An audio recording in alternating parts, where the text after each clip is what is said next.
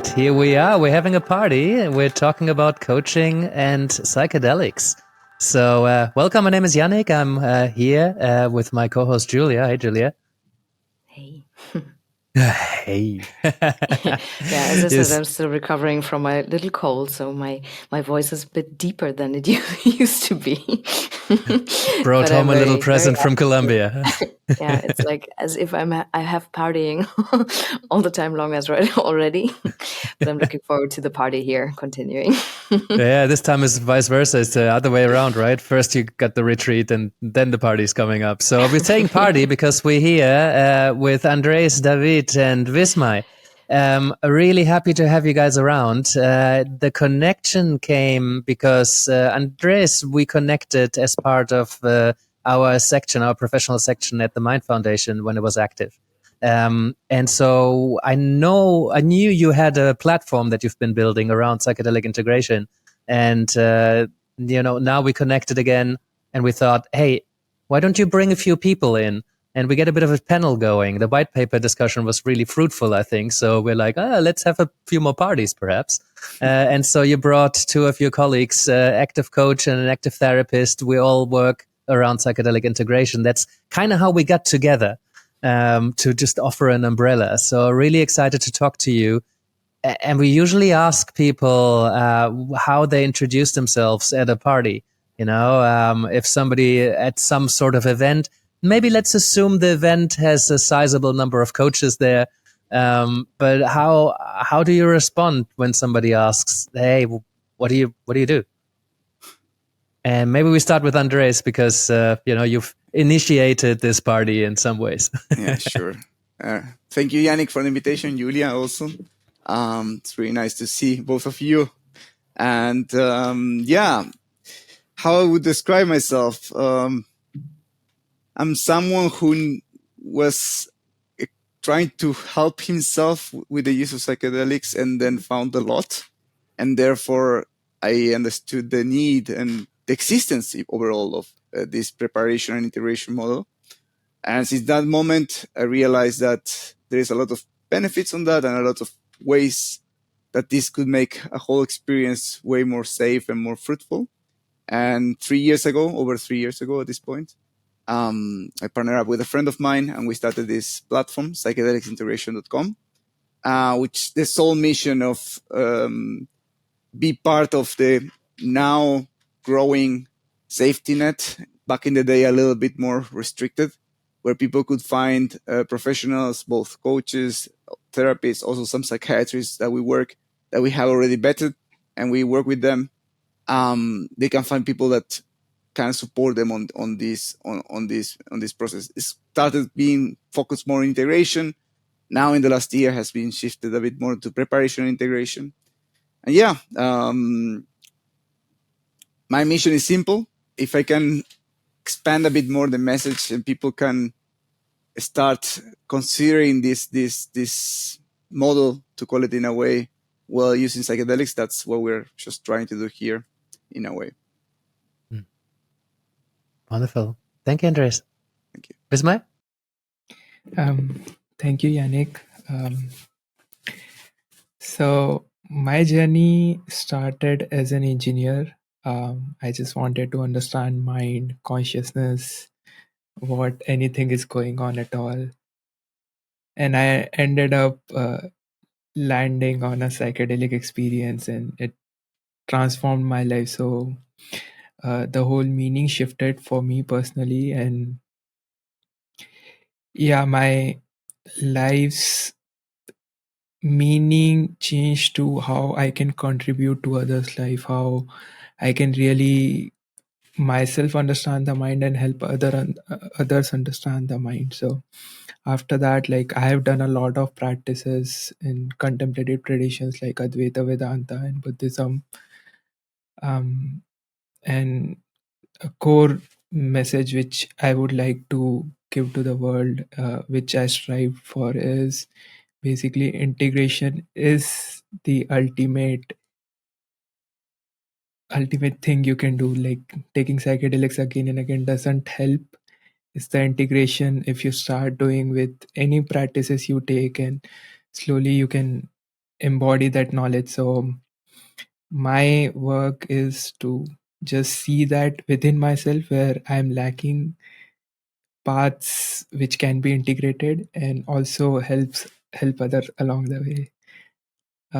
Currently, I'm also doing a PhD in, you can say, consciousness research. My the lab is Monash Center for Consciousness and Contemplative Studies. My project is related to understanding suffering and how mind creates suffering and its causal mechanisms. So yeah. Beautiful. Thank you, David. Well, thank you for inviting me to this party. I'm happy to be here. I'm a psychologist and I study and practice psychotherapy. I'm from Colombia, and I work at ICES, which is an NGO that works around research and education and services around plant medicine, particularly plant medicine that come from indigenous traditions. And I have been really engaged with the study and the practice of indigenous traditional medicine for the last 20 years of my life. So generally, I'm between the world of plant medicine from the perspective of the traditional context and psychotherapy, and trying to create some bridge between these two worlds, and that leads me to working in integration, and to work at ICES in something that we call the ICES Support Center, which is a center that offers integration session for people in many different countries that have difficulties or questions around their own experiences. Yeah, that's my perspective. I have a lot of influence, not only from psychotherapy and psychology, but from the perspective of the traditional medicine as it's practiced in the Amazonas and in other places of the world. Mm-hmm. Oh, what a wealth of different perspectives in the room. Julia, where do we start this? Because there's so many angles so that we rich. could pick up on. Yeah. I mean, maybe what I'm always interested in is about like how it develops, because like looking back maybe 1.5 years ago, I tried to facilitate like group integration sessions, and they were sometimes for free, they were sometimes a little bit paid for, and there were a lot of people in the network that could have participated, but it felt like there were maybe 3 people, maybe 4 people. And I would be interested about how you experience the importance of integration within the last maybe 2-3 years, and now do you see a development? Because I feel like integration is the most important part, as Vismai said, actually, and not the substance itself, but how it's embedded in the process. And I still feel a bit like this integration is still a stepchild, where people don't really feel like they need to invest time and money for it, but they want to do the experience itself. But like integration, yeah, maybe happens by itself. So can you say maybe something about how you experience it, how it's developing for yourself? I can start if you want. It's when we started this project, like Julia, you were one of the first ones I talk about this back in the day, and I was super naive. I was like, if you build it, they will come. This is such an important thing, and people are not doing it just because. Back in the day, for example, I was not even aware of the existence of ICES Support Center, which has been doing the work for many, many years. And I was like, in a way, like naive.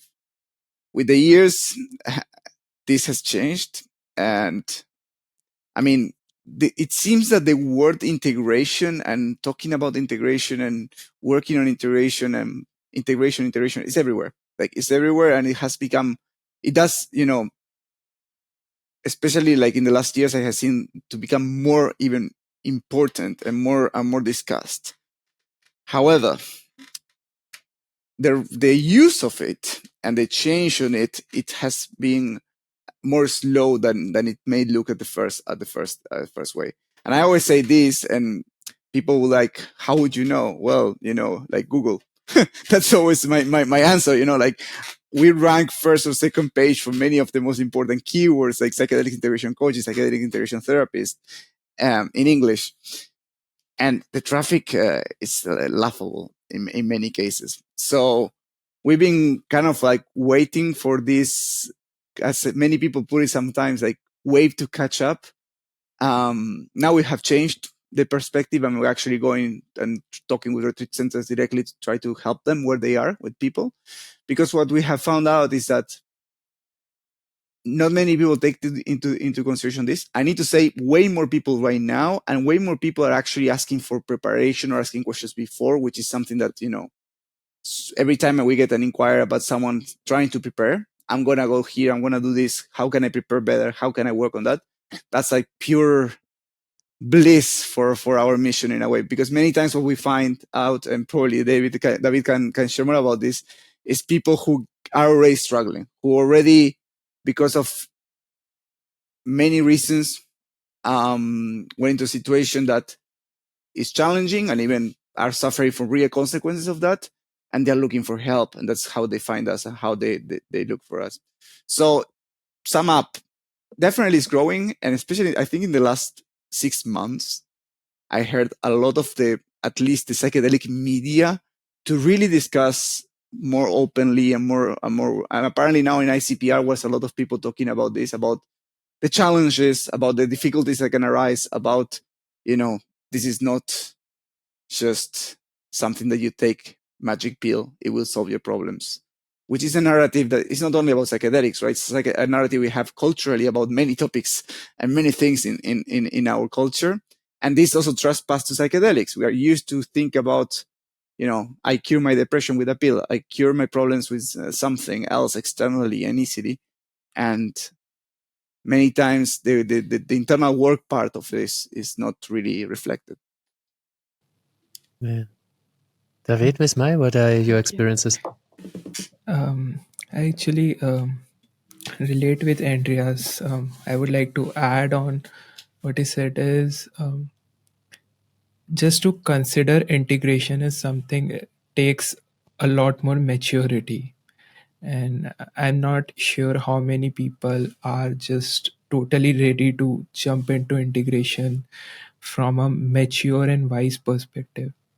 So I've seen people who are keen on integrating what they've seen, but even their drive to integrate comes sometimes from a sense of running away, sense of fixing things so that they can be a perfect version of themselves which they imagine themselves in their mind, or they can have the bliss which they've experienced on psychedelics. And then there are some people who really want to integrate but they can't do it in their life. It's just every day their life slowly starts to, as the afterglow period starts to come down, and they start to miss more and more opportunities for integration, and after a while their knowledge just remains a memory in their mind and they can't even access it. So to conclude, maybe not integrating is itself a part of integration. Maybe after a while, maybe 6 months, 1 year down the line, they slowly start to understand the importance of integration, and the change will come. Like, I believe change will come sooner or later, but it's not necessary that change has to be just after the experience. They can take things slow, they can be kind to themselves, and uh, they can keep their desire to run away down. The desire which actually pushes them to integrate may not be good all the time, I feel. David, what do you think? Yeah, it's very interesting. I was thinking that, in terms of the relationship that our society has with these plants, we are like babies. We don't know really well how to approach these substances. We don't know how really well how to respect them, how to incorporate them in our existence. We don't know how to, prepare well for the session. We don't know what to do after the session. We are quite inexperienced regarding this kind of work. So our society is learning gradually, and part of the learning of our society has to do with the after, not with the during, but with the after and with the preparation. And I think that it's connected with what Andres was mentioning. It's not just about taking a magic pill that will heal you or will teach you or will make the work for you. Like you will be some sort of baby that receives the magic from outside and you have to do nothing until you go home with everything fixed. So part of the value of integration and integration awareness is related with you have to do some work.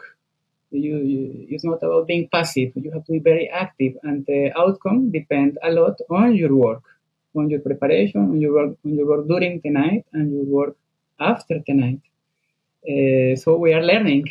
We are learning. All of us are learning. When I moved to the Amazonas to live there for 6 years, that was like 12 years ago. When I arrived there, I was also fascinated with plant medicine. And I was thinking that my own source of reference in that moment, psychotherapy, was like secondary or not really important, compared with these huge, massive healings and, big transformations and big breakthroughs and so on. I thought like, what we need to learn is this, the plant medicine work. But when I was there, drinking plants very often and so on, and also with colleagues and with patients, doing very strong work with plant medicine, I realized that without integration, very often things can be very problematic, and we can talk more about that if you want. But also that every time that a person was serious about his integration work, not only was possible to avoid problems, but also the experience was more helpful, more consistent, more coherent, more rich at the end of the day. So part of my learning was around respecting my own framework and the frameworks that our society has and that enable us to work with strong experiences and to take these experiences and to enrich our life. And in that regards, coaching, psychotherapy, mind-body practices, and meditation has a lot to offer to this kind of work. Yeah, there's a bunch of directions we could already follow up. Where it feels like we're deep inside the material already. But what I'm hearing is that there's more understanding around the importance of integration, but not nearly as much demand as there should be. It seems that people are still craving to have the experience, to have the surgery rather than do the exercises at home to have it integrate. There's more awareness, lots more than there ever was, I think, lots more knowledge, but it seems that people are still wanting the experience rather than the whole journey that starts with preparation and probably never ends, but really helpful too. Maybe, and I like that point, Visma, that sometimes it might be too early to jump straight in. We've had some coaches on the podcast who said the integration process starts as soon as someone's able to talk, which I thought was probably a bit early. But there is a process to help what has been experienced and actually anchor it in what am I going to do differently now? How am I showing up differently in the world? Who do I need to get on board? Who can I talk to? And who, if I talk to some people, it might actually be counterproductive. In coaching, it's a very common problem that changed people go back into unchanged environments. And then very quickly they go back to baseline. And that's really what caused what we're doing here, because I've seen so many people having life-changing experiences. Psychedelic experience could be any other experiences. But once they go back into an unchanged environment, it's very, very easy to slip back into all these old patterns. And then at best, they're left with a bunch of guilt for not having changed.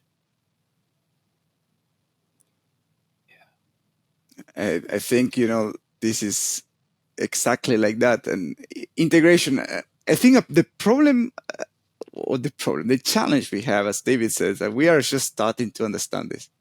And there is a lot of brainstorming. We have a lot of different ways. When I started this platform, I was like, okay, hearing from people from one way and from the other round and from the other thing. And some things are in common, some things are different. What is actually integration? Can we come up with a model of integration that will be, let's say, a framework that could be wide enough to accommodate most people and most different substances we're talking about, or is something more specific? These are all questions we are kind of answering and learning now at this moment.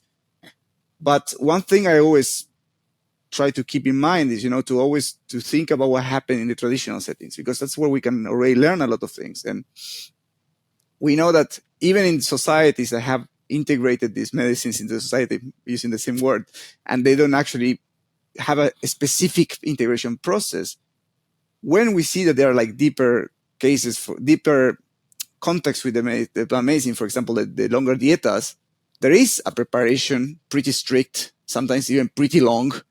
And then there is an integration pretty strict and pretty long, where it's understood that if you are going to go and work so deep with certain plants, then you need to take time, respecting certain metrics to work on this. Otherwise, things can get really wrong.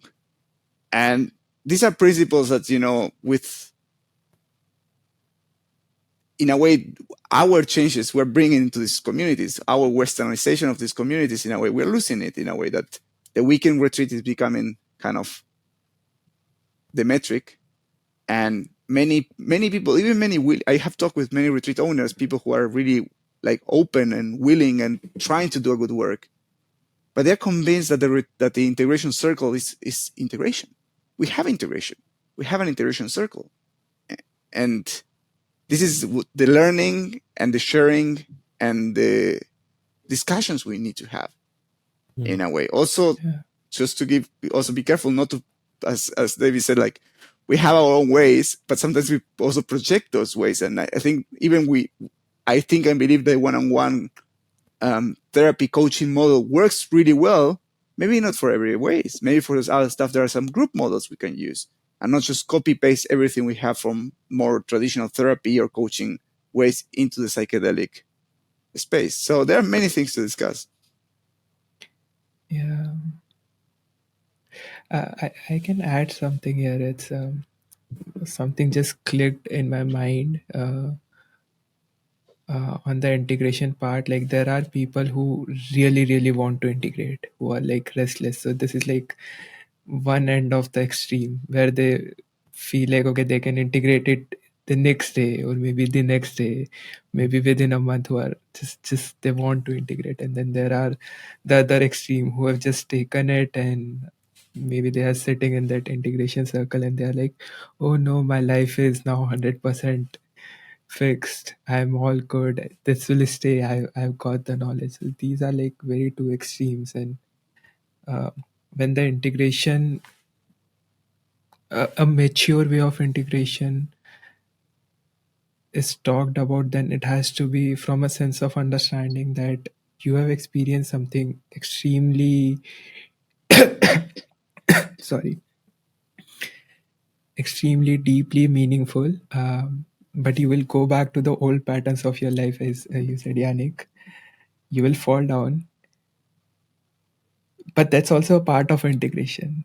That falling down is not you missing something, that has to happen. But if you see that, and if you see how you can bring back the insights which you learned on psychedelics, if you can really make those insights repeatable, and not over like a week or like a month, but 6 months, 1 year, if you think you have had a really deep insight, see your life in 10 years. And that's the real integration, where you understand the long-term you understand the changes will happen slowly in the long term, and you acknowledge you will fall down in the short term, but this falling down, this going down is a part of long term growth. Yes, it's very interesting. No, I was thinking that we are in a society of short-term consumption. No, we want everything fast, connection fast, love fast, spirituality fast, wisdom fast, and healing fast. And we need to learn that it's not like that. I was thinking this kind of a speech that is quite common in many web pages and in internet, that is in one night the plant or the substance or the psychedelic changed my life. No, again, something from the outside came and make the work, and I'm already healed. And every time that I read one of these stories, I wonder what was the person doing. What was the person doing with the night, with the psychedelic experience? What was his work or her work? What was his or her participation?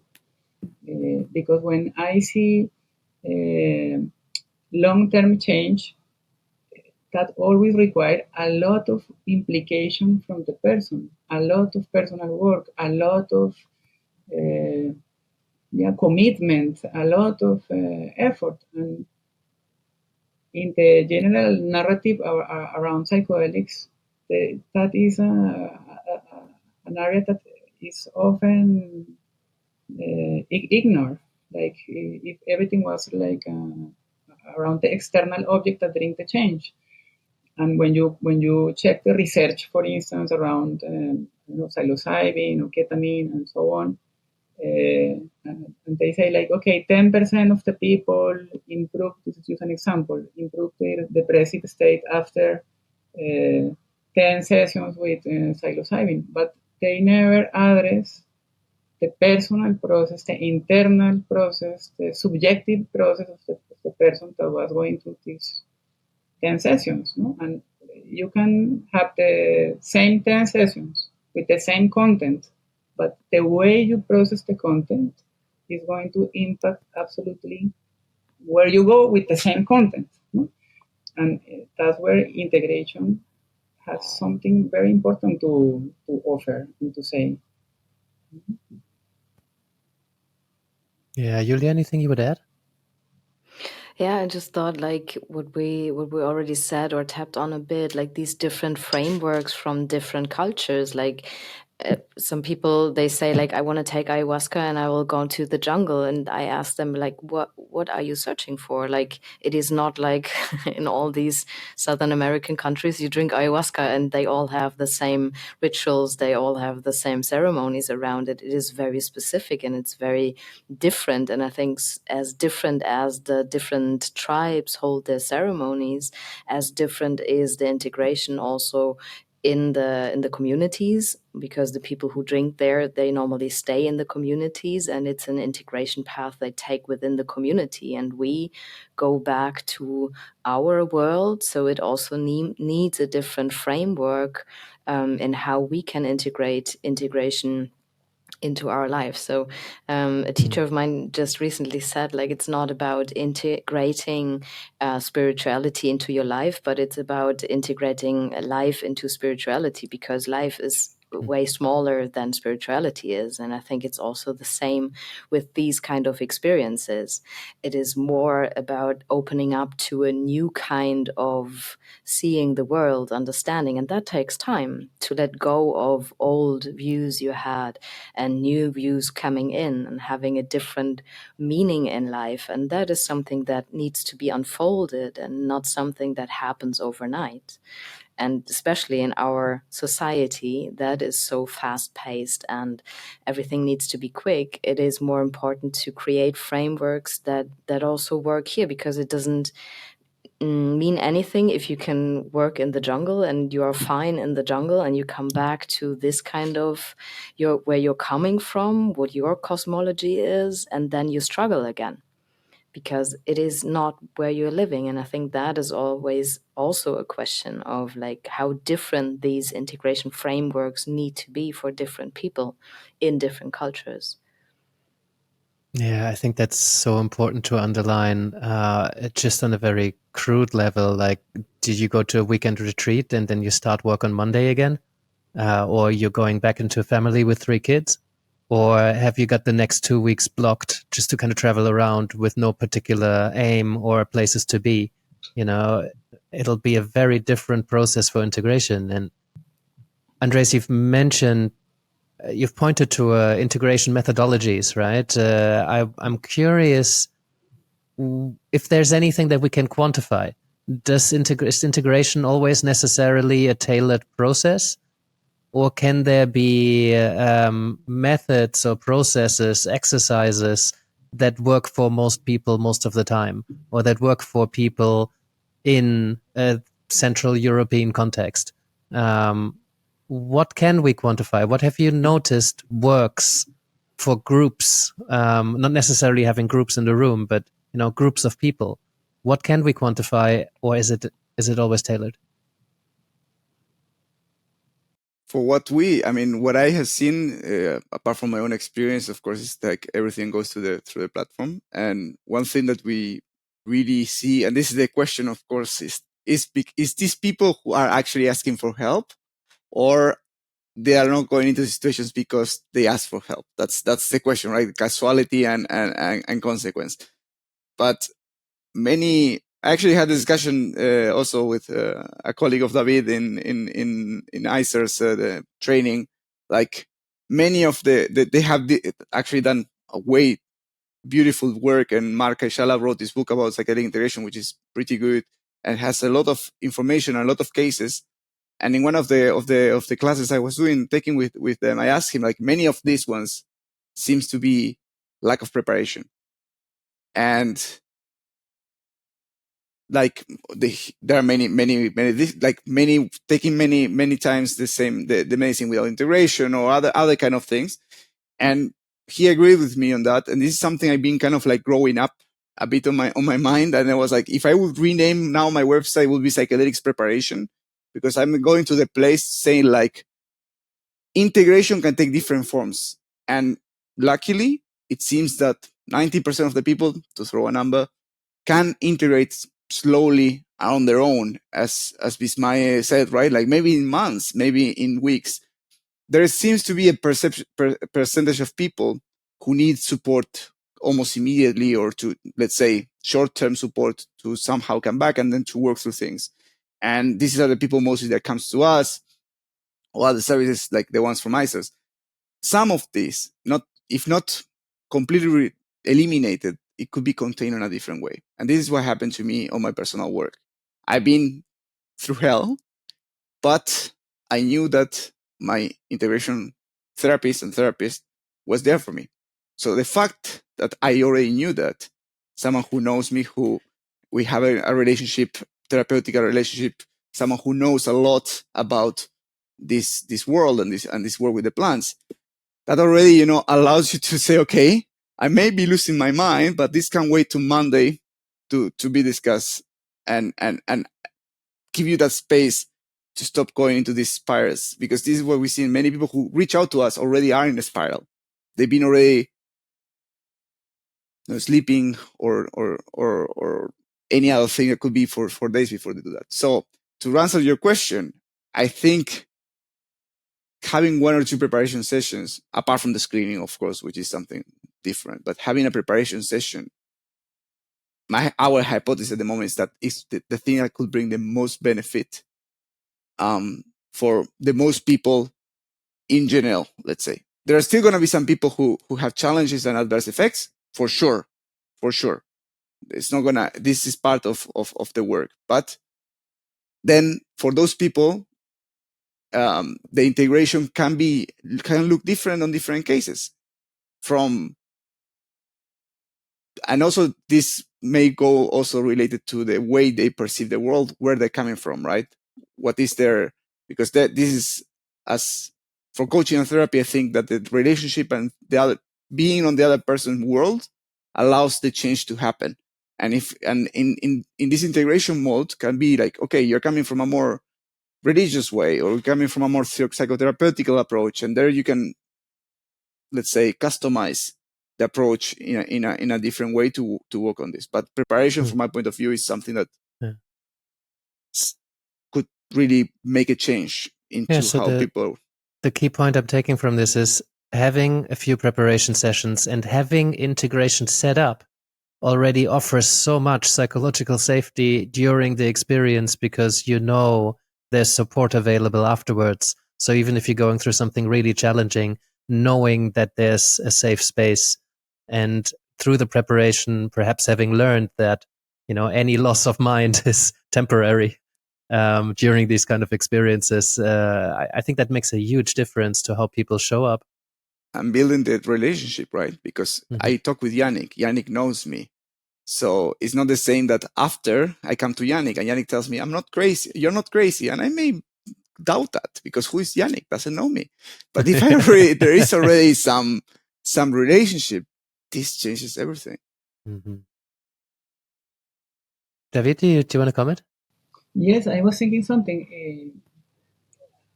I fully agree. In the ICERS support center that receives basically crisis after psychedelic intake from many different places, I think that, 40 or 50% of the crisis could be prevented with a good preparation, with just 1 or 2 sessions of good preparation. Because actually, most of the people prepare themselves, but with YouTube, YouTube is the integration, it's making the integration preparation work. And you can find all kind of inaccurate information here and there, and all kind of false beliefs, and can be very misleading on one hand. And on the other hand, a good preparation and a good integration can make the difference, not just around not having a serious crisis or a problematic or moment or a lot of suffering in your life, but also can help you to be more conscious about your own blind spots. Because I also have been seeing people drinking ayahuasca, for instance, for 20 or for 30 years and not having any kind of crisis, but growing with their own blind spots for years and for years and for years, and not noticing them, so they cannot change. So in that regards, having other human being in front of you, outside of your system, that is not your friend, or is not your sister or your father, or is not your boss, that can provide you with feedback around these blind spots and around these biases, is extremely helpful to prevent this sort of distortion, because we tend to avoid some places naturally, and we need other human being in front of us helping, and a relationship, like Andres was mentioning, particularly in the world that is so around isolation and individuality.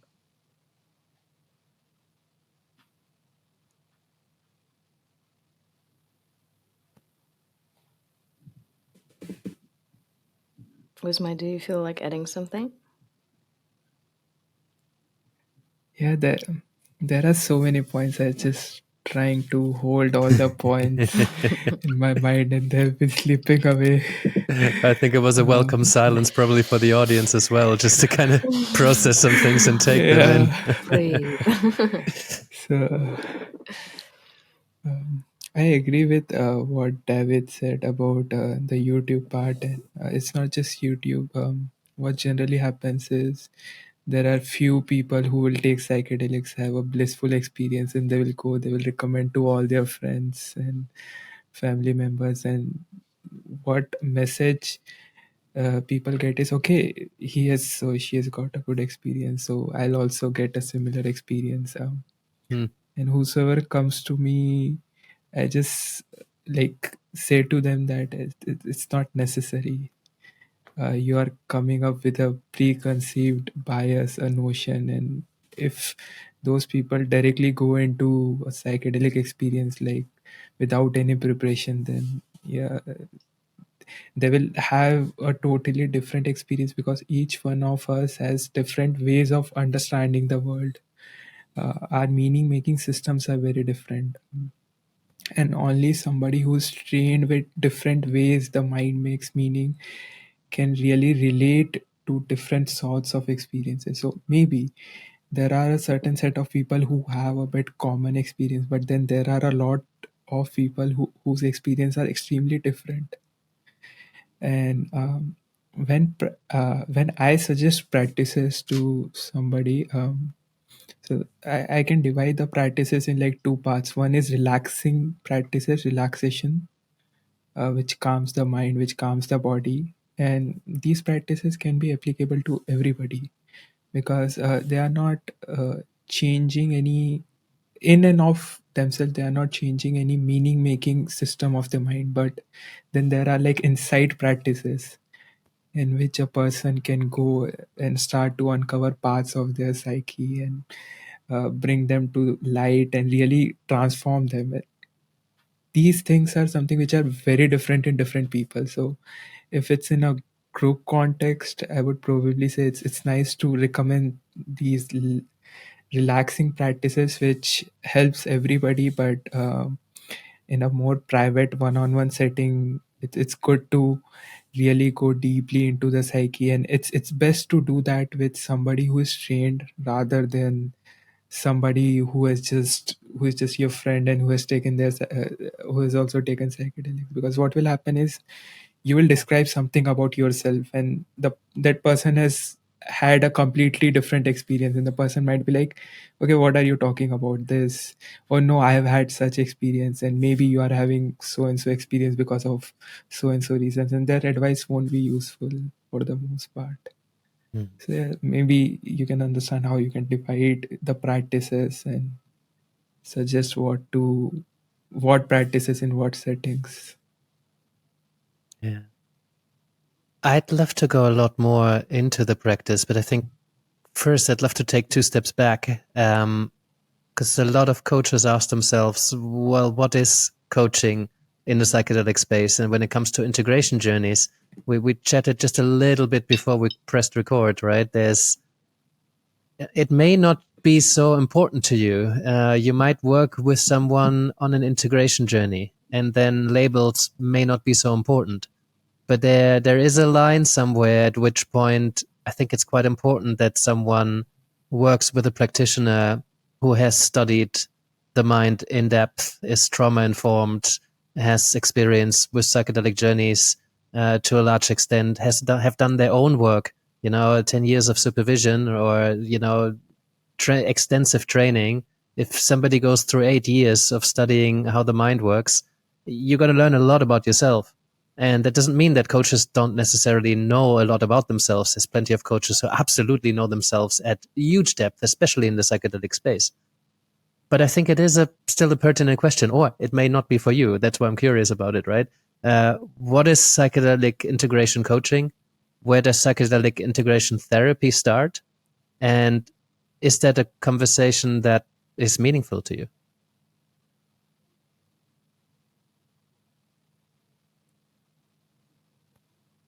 I think it's a really good question, and I don't have a clear answer. What I can tell you is that what we have seen is that, words and meanings, right? Psychedelic assisted therapy at this point is people looking for a therapist to provide them with substances. And most of the people asking for that and looking for that are actually expecting that in a way. They're thinking that if I look for psychedelic assisted therapy, the therapist is going to provide, in this case, mostly ketamine, right? Because it's the thing supported. And this is something we have seen a lot. Where is the limit, and why I think integration is more like a coaching in a way than the therapy? Well, there are many things. For example, the length of the integration. Yes, an integration experience can be integrated through months of therapy. That's for sure is true.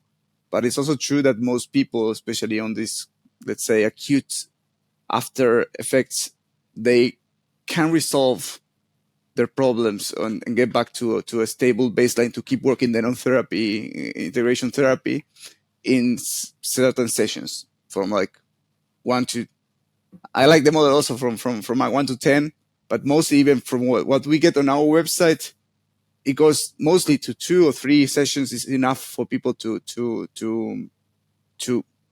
again, mostly, and I want to talk in relative terms, right? Also, I think there are many attitudes that could be a little bit more on the coaching side and the therapeutical side, on the directiveness that could this integration session take. There is a one part that, of course, is more like about exploring the psyche and exploring the meanings of that, which is a bit on the side of the therapeutical part. But then, especially when people come with this crisis, there is a part which is, prescribing exercises, prescribing ways of working, or not prescribing ways of, or disprescribing certain things or certain ideas.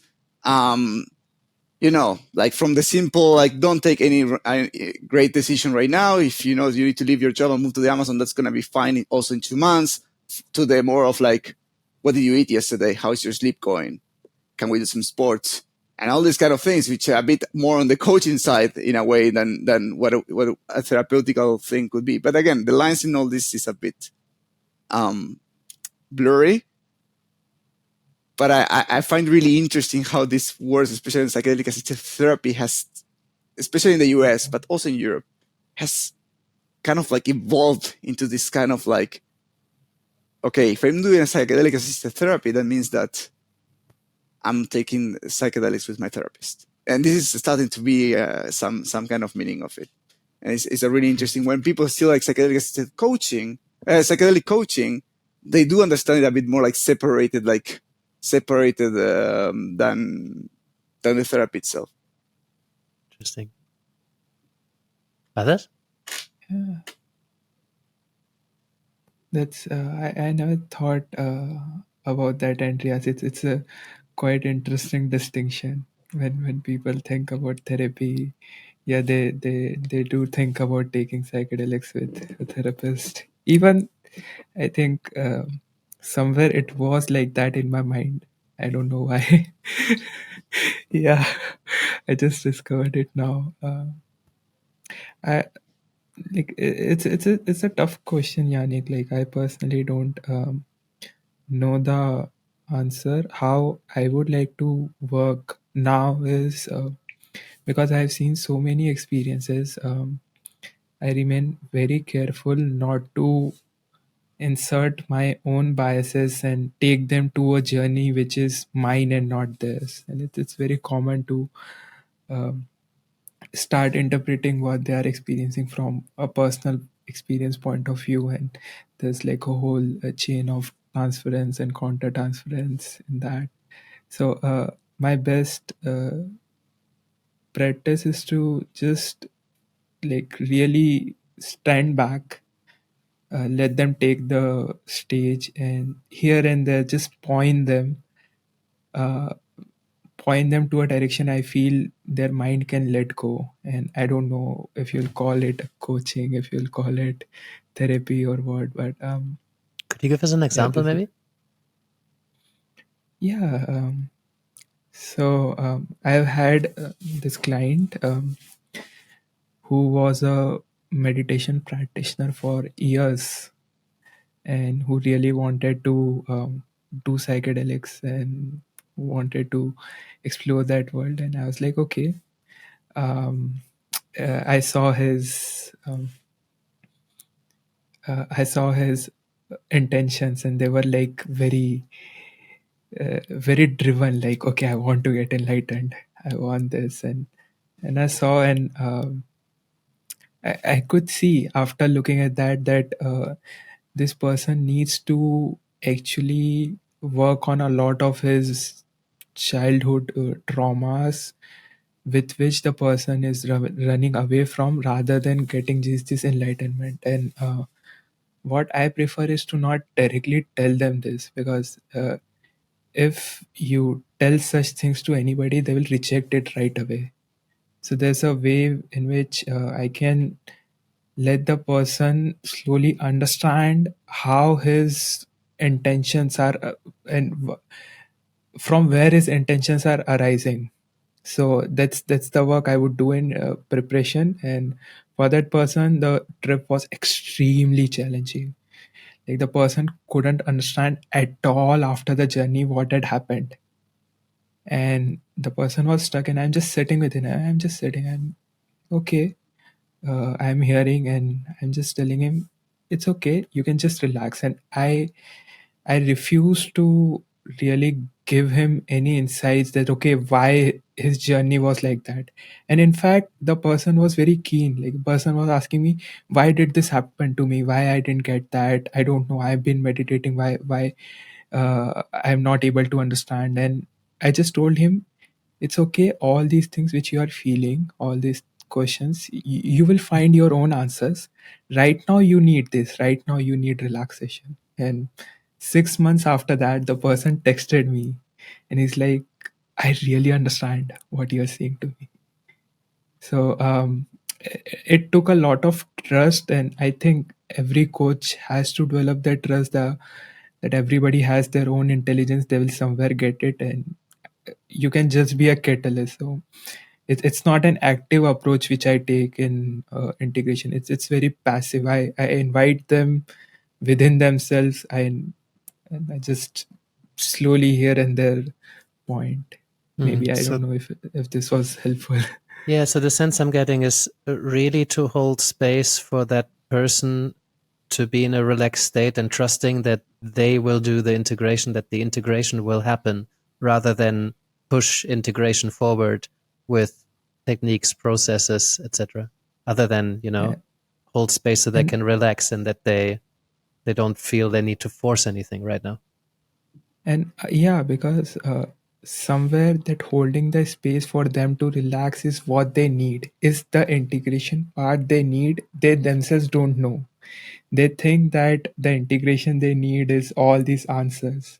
And I've seen this with many people, that they have the experience and after that they really ask questions, how can I integrate this in life? But all they need to do is to slow down a bit, to let the experience absorb in their heart, to trust more, to accept more. So um, yeah, really trying to give them what they need.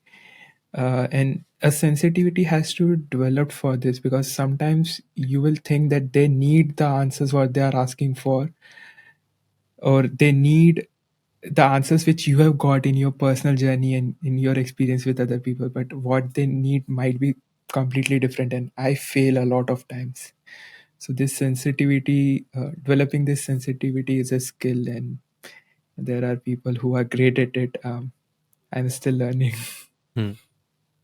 Well, what I see sometimes is that people who come out of an experience, they have run into some pretty uncomfortable questions, or they have run into some pretty uncomfortable answers, like insights. That the discomfort here is, well, I now kind of feel that I need to act on this, which means I'm going to need to have some uncomfortable conversations with people in my life. I need to make some decisions that get me out of my comfort zone. So I feel that with some clients, if I let them be too much, they're just going to fall back, because they're going to avoid discomfort naturally. That's something we gravitate towards, or many of us. So I feel there's a balance, and it seems I don't know, I navigate this on a case by case basis. But with some people really need to do exactly what you say, with my really just relax and allow things to happen. Other people, I feel it's my obligation as an integration coach to then hold those questions for them and possibly bring them back or invite them back when I feel they're kind of taking the comfortable way out, when that was not their commitment coming into this. Yeah, I agree. think Last thing you want is they running, like they breaking their marriage or something like that. So yeah, I agree with you. Yeah, you don't want to move too fast, but also you don't want to not Yeah. move. Yeah, and I think there are different phases. Like oftentimes there might be a very acute phase where maybe some more therapeutical approaches would be necessary, and maybe when the integration phase is going with time, then maybe there are more like coaching tools also usable. And I would also be interested, like David, I suppose you see a lot of these acute people coming to ICEERs and asking for help. And do you see as well maybe that you can say, like, with these substances or these experiences or these settings, it is more likely that they have these experiences or that they need this acute therapy-like approach, maybe more in the end? Yeah, it's a very good question. I was thinking that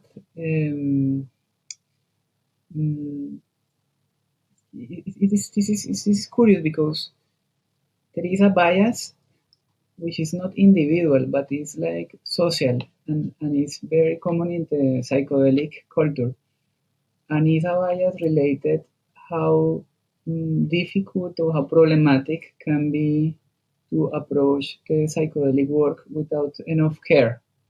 So what you get here and there again and again speaks most of the times about the miracles, the fast healing, the breakthroughs, and be liberated from addiction in one night, and so on and so on. But there is not enough information about the problems that may arise when you approach these powerful experiences without care. And what is the care that we need to learn? No? In the support service, we receive a lot of acute cases with all kind of difficulties. People with overwhelming anxiety, people with psychotic breakdowns, people with panic attacks, people that after their experiences end feeling more apprehensive or more jealous or more depressed, or that the experience itself was some sort of re-traumatization, and so on and so on and so on. And my impression is that generally the psychedelic culture tend to deny or to diminish these experiences, and probably is a product of what was happening before, no? Like when these plants were considered illegal and stigmatized, then the next movement is like, no, you cannot prohibit this. This is fantastic. This is everything is good about this. We need to defend this. There are no problems that may arise. So it's like a polarity, no? And I think that we need to have some sort of middle ground or some sort of more balanced perspective about the virtues and the problems of these practices. So the other day I was very, very shocked because I found a meta study for ketamine, which means a study for the studies or study of the studies, that shows how generally the problematic experiences of the people after ketamine use tend to not be reported by researchers. Not only by people, but researchers. There is a study about that. It's a study about the studies in which we are not getting socially enough feedback to build good practices. And part of our intention is receiving this feedback and then give back this feedback to the community in a way that can raise education and foster some sort of a more mature perspective, like the perspective of an adult that knows more and that is less fascinated by this. No?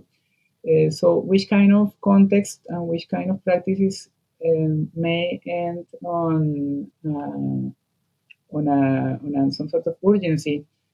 Generally, well, most of the times lack of integration. I have not been meeting a single person that ends in an urgency that has been properly accompanied before. I mean, most of the people that arrive alone, without any kind of support, either from coaching or from psychotherapy or from the facilitator, no, and feeling like very, very alone in terms of integration. That's one factor. The other factor is high dose. Now it's quite common and quite like trendy that people go and ask for more and more and more dose, like it would be a correlation between a higher dose and a better experience or more therapeutic experience. And this is like to run a marathon when you have not been prepared gradually to build the muscle that you need to run. You need to go gradually. Your body needs to go gradually, your mind needs to go gradually, your energetic system needs to go gradually. And right now it's quite trendy to have these retreats in which one day you take ayahuasca, next day you take, I don't know, bufo, next day you take ibogaine, and for integration you take ayahuasca again. No? And people end broken as a result of that. And this is another quite common kind of practice that lead to acute problems at the end. No? So now I'm thinking about this. No, lack of integration, lack of company, proper company, high dose, and marathons of weekend marathons. No, one plan after the other without time to digest. So then, what do integration practitioners need to know? What kind of training do they need? Because obviously, David, you're a trained therapist, right? You got a lot to draw on. I don't know exactly, with my Andres, how you've gotten into this. I see a lot of people from the psychedelic field just call themselves coaches because they've worked with people and it helps, and that they can just call it coaching because there's no regulation whatsoever. There's other people who come into this with very clear ideas of what is what. Obviously, this is a question that is compartmentalized depending on who you're working with. It's context specific. But I'm always curious to open that conversation for people who are thinking about getting into this kind of work, but they're not quite sure whether they've got what it takes to facilitate these kind of conversations. So what would you respond to someone who says, oh, I've tasted psychedelics, it's done a lot for me, I know it can do a lot for others, I would love to get into this kind of work? We have a lot of people coming like that. I bet you do. Like, what we ask for people to be part of the platform are three things. First of all, they have certain kind of education, and by education we mean like you did a coaching course, you're a therapist, or also it could be someone who has proven path apprenticeship with plant medicine, for example. But again, not 3 or 4 sessions, but like kind of like taking a longer thing. That's one thing we ask. The other thing we ask is people should have experience, and experience is not one time I took ayahuasca, now I can support people with ayahuasca, but a deeper experience with the plants I'm supporting. And the third part, and probably the most important we ask, is tell me about your current practice with integration and how you help people with. Unfortunately, as you say, anyone can call itself a coach, but also, to be honest, we also had got some PhD psychologists and clinicals who only took mushrooms once and now they want to support people with integration. It's my website. I don't like that. So everything from my point of view, it's a balance of it. Unfortunately, we get a lot of people, even with I did a coaching training about hypnotherapy coaching, and now I took ayahuasca 2 times and I'm just like sending them back to drink 50 times more or something.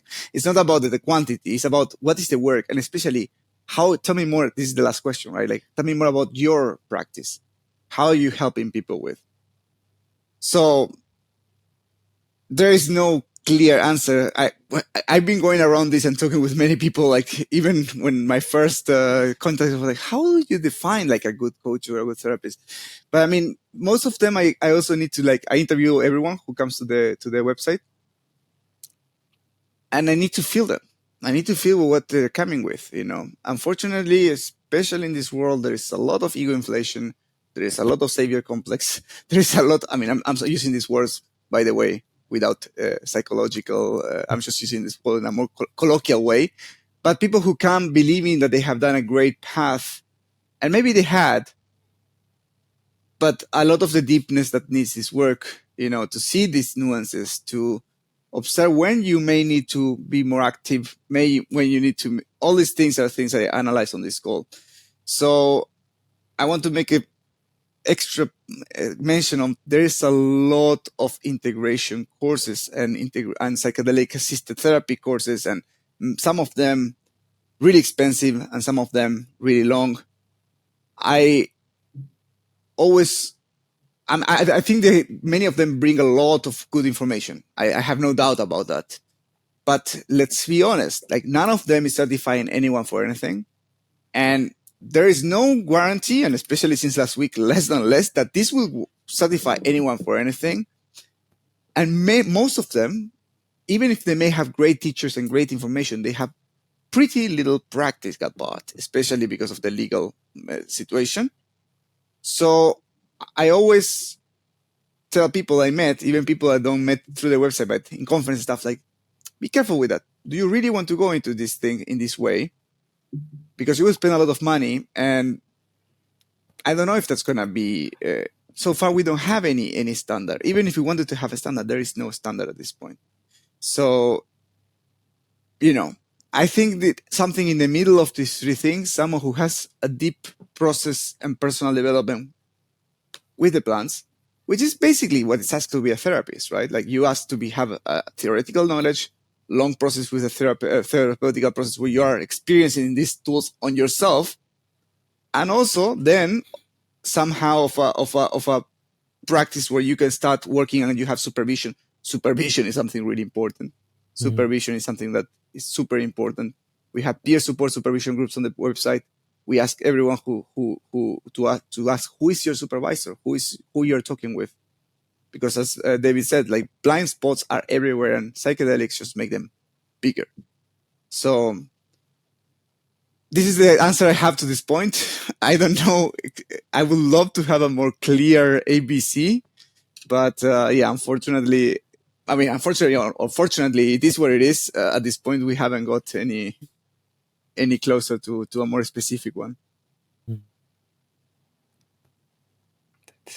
That's such a difficult question. Yeah, like you, Andreas, I don't have a proper answer. In fact, like my journey is also like I call myself a coach. Like I have studied, but I'm not like a therapist. That's the difference. I've also seen that there are many therapists, not talking about psychedelic therapists, but in general therapists who give therapy, but they themselves don't have the practice to hold space. So this distinction also comes, like you might be trained into a particular work, but because you yourself are not that mature in the heart, maybe you're not ready. So it's both the ways. There are some coaches who are extremely great at it, and there are some therapists who have degrees. There are PhDs, but they are not apt for the work. There is also another category. It was just coming to my mind that somebody can actually be a good facilitator but not a good coach or a therapist. So just by mere uh, persona and how they reflect or how they come across other people can help other people feel safe. So I knew somebody, and she had this like great energy just to hold space, and she used to do magic when she used to just facilitate in the work. And she was not particularly great at the integration and preparation coaching part, but she was just great at facilitating, and just her presence helped people a lot. So there are a lot more distinctions, I guess, and I don't know the answer. What did you do, Vismay, in terms of getting to the point where you call yourself a coach and you're confidently doing the work? Yeah, so my actual education is purely an engineering background. When I was in the Netherlands, the first time I got across like a proper psychedelic facilitation work was when I was volunteering at Synthesis Retreat. You might be aware of Synthesis Retreat. I'm not sure. Yeah.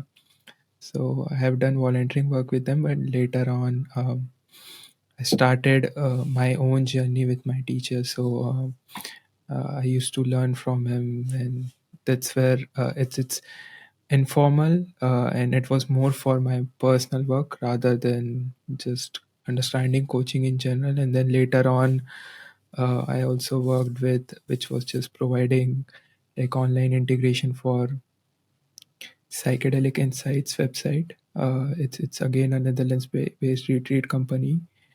Parallelly, I have done a lot of work in different uh, therapeutic modalities.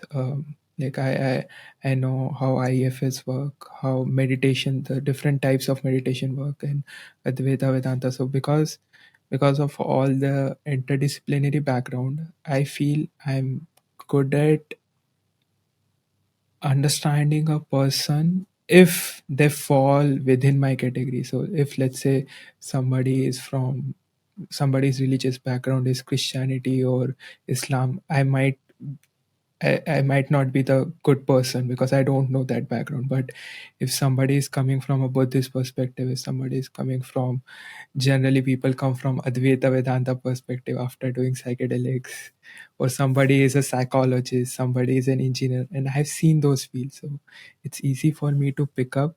And I think over the years, like I've had experience with hundreds of clients, so that has improved me. But I would definitely say when I first started, I was not capable and I made a lot of mistakes.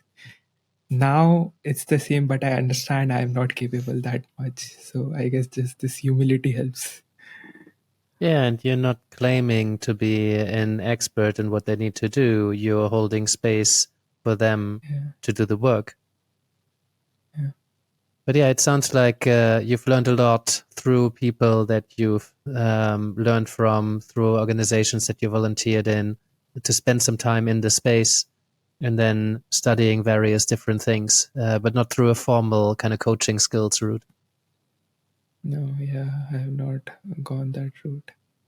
I've also have experience with a lot of psychedelic circles and used to attend when I was in Toronto and later on in the Netherlands, a lot of integration circles. So I've been a part of the community. I've take yeah, I've done those work. I see that a lot. I mean, we talk to a lot of people about the intersection, right? And I see in the psychedelic field a lot more people who come from within the field and have done their journeys, have spent time with other people doing journeys, have spent time in those circles where people have these kind of experiences. And then the coaching seems to come more organically than starting with a coaching methodology and then thinking, okay, how can this apply to help people prepare for integrate psychedelic journeys? I'm really curious about that, right? Because that I came into coaching first, and then I considered how it might apply professionally to the psychedelic experiences. How can it help them? But it seems to be so much more important that there's someone who's present with you, who sits with you. It seems to be more important that people bring their own experiences or their own knowledge about where you're coming from philosophically or religiously, or what kind of substance are you looking to use. I mean, I practice a lot. I practice phenomenologically a lot, which means that I don't really need to know anything because I tend to bracket what I think I know anyway. And so I'm curious what you think about this spectrum between guiding people, taking them by the hand, and really just holding space and forgetting or actively forgetting everything that you think you know about how the mind works or how certain substances work. That's it's like a bottom-up approach versus top-down approach. One is being like in the community, really grounding yourself there and learning for different experiences, and then slowly the framework builds on its own. Whereas once you step from coaching and then you start to see all these communities, it's like you have the framework. There is a particular support which you know, and then from there you are approaching down. I think the skill is in balancing both, like you have been, or like the uh, theme of this podcast, the balance word is coming again and again. So somebody who can really build from bottom up, but also use all these frameworks from top to down. And there are some people who require this framework, and maybe it comes about the right fit, or not right fit, but just fit, because uh, somebody who is really good at coaching might not be a particular fit for you. So I think different people's orientation and will guide them, and they will understand with whom they are matching. So that's why when I have calls with anybody, it's a call to really see if we are the right fit. And it does not mean that no, I can't do for you, or no, you should not work with me. But it's simply like, I feel like it's better if you work with the person I know, because even though we can work together, like I have that knowledge, but I'm not the fit you are looking for. So it's finding that. And yeah, again, I think Andreas would have a lot more experience in how to really see that fit in somebody. Perfect balance. Or we offer a free matching call, so I get to try to understand in 15 to 20 minutes a bit of what is could be the great match. And I think, in this, it is a key part of the whole thing. Like, especially in the normal therapeutical world, it's in a way known that the matching and the feeling that the connection they may have, the therapeutic alliance that they must be built, it's key. At the same time, our systems are not done in this way, and you get the therapies you get and deal with it. So we know one thing, we do the other way because of our structures, especially when it comes to public insurances and stuff, right? When people come to us and ask, what I'm trying to figure out is, like, first of all, of course, where a bit of the background, where they're coming from, a bit of the experience they had, if they had, or the experience they're planning to have, if they have, and also try to see certain things. I try to, like, kind of like a pre-screening of the screening or pre-screening of the integration, to try to see if there's some certain things I can pick it up. If I pick up, for example, people who are coming with a lot of medical questions or a lot of concerns, a lot of worrying about the thing, and they claim, they explicitly make that, for example, I may direct them to a psychiatrist. If they're coming with therapeutical experience, or they're coming to work, or they claim, right, that they come to work, for example, with abuse, trauma, or stuff which comes be there, then I can direct them to a psychologist. If they're coming with more existential or more open things, and they, or for example, some cases they show rejection to the whole therapeutical psychiatrical model, and people do that, like, I don't want to have anything to do with psychologists. I've been with psychologists my whole life. Then I may direct them also to see if there is any coach. But then the coach, as you say, Yannick, what kind of coach? What is the coaching there? And what you say, like, it's true that many people start doing psychedelics. They have experiences, they have changes in their life, and then the path seems to go in that way more than the other way around. But also in the normal coaching, you see this a lot, right? Like an executive coach normally has been an executive himself before starting helping other people. And I know that you can be more of a different coach style and start first coach. And now we have more people also like doing the coaching, one of the coaching courses around the world, and then trying to get experience later on. You see this also way more with therapists, like doing one of the therapeutical psychedelic assisted therapy and having maybe a couple of experience only. And I see this as part of the same, like different legs of the same chair. Like you need to have everything if you really want to be there and have the flexibility to move around and adapt to what your client needs. You need to have the experience. You need to have also the education, but it's all part of the same thing. Yeah, that's often where I challenge a bit, right? Because if therapists working with schizophrenia need to have had episodes of schizophrenia, that would be very much limiting the number of therapists who could work with that. I mean, I've talked to a therapist who said he had an experience. He actually wrote about it in a book. That's probably not a secret, but like they said they on a hash. They smoked some hash somewhere in Turkey or in a different country, and they had a really intense reaction to it, and they had a time when temporarily they felt they were going insane. They were losing their mind. And that really connected them to the people that he was talking to who suffered from schizophrenia, not just temporarily. So I think being an executive coach, having been an executive, I think there's an initial immediate connection between coach and client that is really helpful for rapport. But we also then make all of these assumptions about my experience and project into other people's experience. I often find it more difficult to work with someone who I have a lot in common with. Right. So I think the same is true for psychedelic experience. I think it's helpful to have a sense for the landscape, especially if we didn't just have one or two or three experiences, but, a whole number. So we get a bit of a sense for the range of experiences. But I still cannot possibly claim to understand what experience this person in front of me has had. I can say, oh, this really resonates because, I can feel some parallels in your story to what I've experienced. And it might be really helpful for this person to feel like they're not alone. Other people have these experiences too. It kind of normalizes it, which can be in itself super valuable.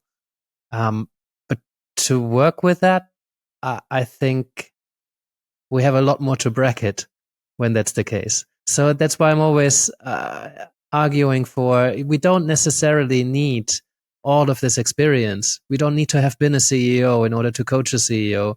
We don't need to have had a particular experience with a very particular subarm of a psychedelic strain in order to be able to help them integrate or even prepare.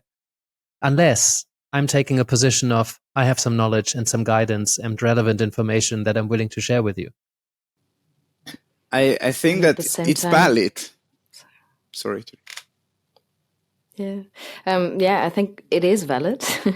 And at the same time, like Thorsten Passi, he had a very nice talk last week on the ICPR about like how important it might be for psychologists or for people in the field also having their own experiences. And when you look at it from a different angle, like saying a psychotherapist who's training in, let's say, CBT does need to have experience by himself in this therapy as a client. And the same way can also like be applied to this field. So like when you're working with people in this field, you at least need to have your own experiences with some of these substances to understand what the people can go through. And I think that it makes it broader. And yes, there are people who might not need to have these experiences and they can hold the space for the client without having a bias, without talking things down or not believing things. But it is more likely than when you have been in these realms or these experiences in transpersonal realms or wherever, that you can have more understanding for where the client comes from and maybe also the struggles they really have. Yeah. But do you really ever understand what somebody's experience is? Or can you really understand what somebody else is going through? I think that through the experience psychedelics, you can understand that you don't understand. And this is, I think, it's the key part in a way. Like, I can tell you many stories from one of our first coaches who actually was a psychiatrist and someone who has actually worked a lot and deeply with plant medicine, but a psychiatrist and a long-time psychiatrist. And there was a point that it came to me and said, I cannot work with this anymore. I just want to give them pills to all of them. It's just too strong for me. I see my bias, but it's too strong for me. I cannot do this face to face, maybe, but online not. And it was okay, good. Then we stopped collaborating in this way. And this is someone who already had a lot of this experience. And this is the question I have. Like, I have been in meetings with psychiatrists and having the discussions about psychedelics. And it's really interesting to observe. I'm not saying it's better or worse, but they see things in a completely different construction than people who are, for example, my world, which is coming more from the plant medicine community. And this is a thing, like another story. Actually, like it was told in Psychedelic Science last year, but from someone from ICERS also. Geronimo, that he was saying that, he had met many psychologists who are great psychologists and great people like doing therapy. And then they go to the psychedelic assisted therapy and they're like, what do you mean people can go into brote, like into like a psychotic break? What do you mean this happens? And, someone who comes from a longer work with plant medicine will be like, yeah, that happens the whole time, but that's fine. You just handle it. This is why, when we are working with psychologists, psychiatrists, coaches, we all bring our own way. And with these medicines, this is the challenge I see. We're trying to match, call it Jungian archetypes or transpersonal psychology or psychiatry models, even coaching models, into something that we are babies. And we don't know what's going to be with it. We're just trying to figure it out. David, what's in your mind? I wonder. No, it's a super interesting question. No, I was thinking in these sayings that it's like the less you know, the more you think that you know. No? And that you need to know a lot in order to realize that you don't know. And I think that is particularly true with plant medicine.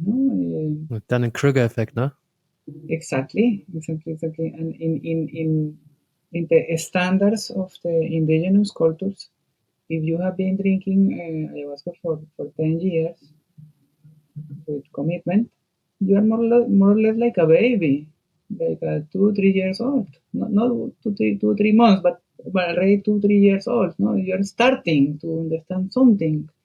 And if you have been drinking for 15 years, then maybe you are like a kid.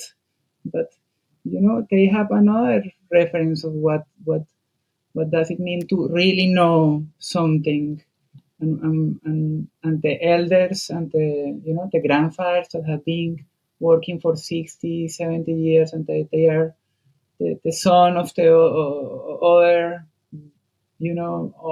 elder.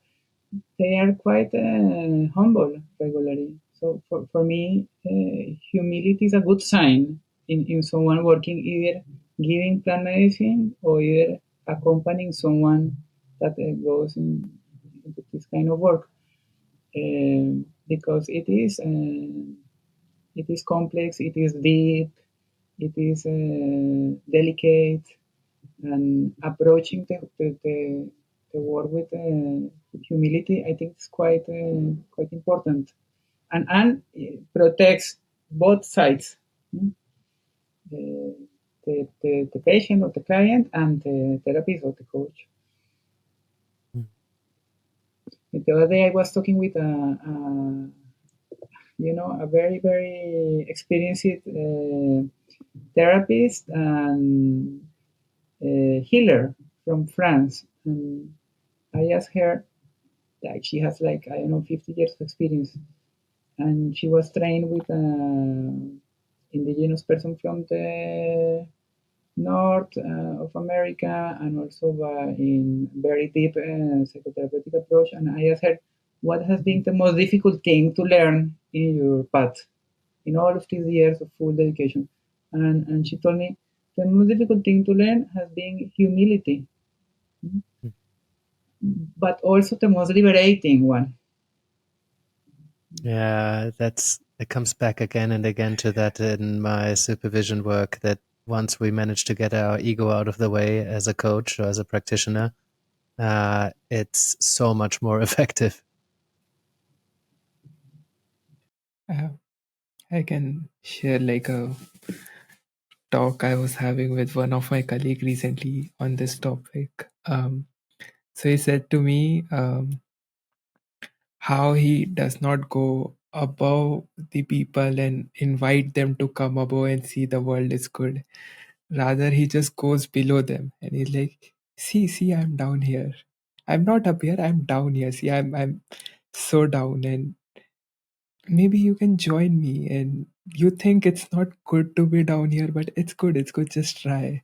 And slowly you can invite, and when they will come down, you'll stand together and like, see, it's okay here. Like it seems like it won't be good, but it's okay. So it's about that humility. And there is somewhat of a role model function. If we encounter someone who's calm and relaxed and humble, and we trust them, it's much more likely that we adjust, which is interesting because so many coaches say, no, we must stay neutral. It's all about the client. It's client led. I don't really matter. But we cannot not influence the other person just by being there. Yeah, definitely. I agree with that.